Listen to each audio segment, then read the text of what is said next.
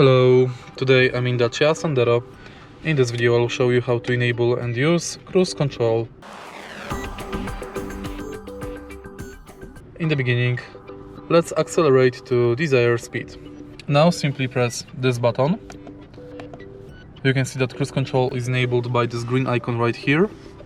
And now press set button to activate cruise control.